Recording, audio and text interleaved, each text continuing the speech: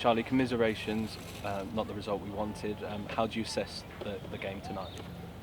I think we started very well, and then I think as the game sort of went on, our inaccuracies started to creep in, and then every single time you make a mistake or poor discipline, you just let the pressure valve go, and they sort of felt their way in and built momentum through the match. And then you come to that second half, and we deliver a line-out performance like we did today, which ultimately comes back to me. Then it's very difficult to build any sort of pressure. But even despite the poor line-out performance, we still give ourselves 4 or 5 opportunities up in the red zone to score points, and we build pressure, we get the yellow card, and then we just don't quite, so it always felt sort of one pass away, one moment away. So I suppose on things like that, you have to give credit to Montpellier. They were they stayed in. We couldn't quite break them when we got down here.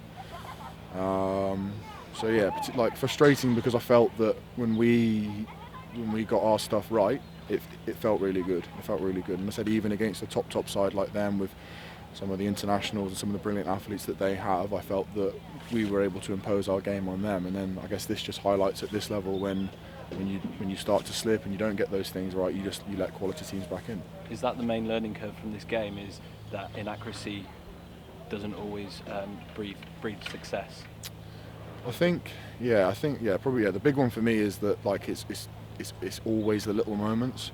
I think the hardest thing with knockout rugby is that it's not like the league where you have to lick your wounds quickly and move on and get on with it because you've got another game coming next weekend. In a competition like this now, we don't get our shot again for another year. We don't get to play knockout rugby again for another year potentially. So yeah, they're hard lessons, and then they particularly sting, like I say, because of that, because these are your shots, these are your big games, and they don't come around often. How quickly do you have to park this result, and obviously the emotion that goes with it, going into a West Country derby next week? Yeah, I guess that's the beauty of the game almost, well, as you said. So there's always another big game coming, and I think another huge milestone for us, and something that we've spoken about as players, and something that as the world starts to open up again now, we're starting to feel even more, is that we're so close to having fans back in, and just having 25% capacity back at the Rec will be such a boost for the players. Like we feel the support, we feel the messages, like just being in town and seeing people, seeing some familiar faces, chatting about the game.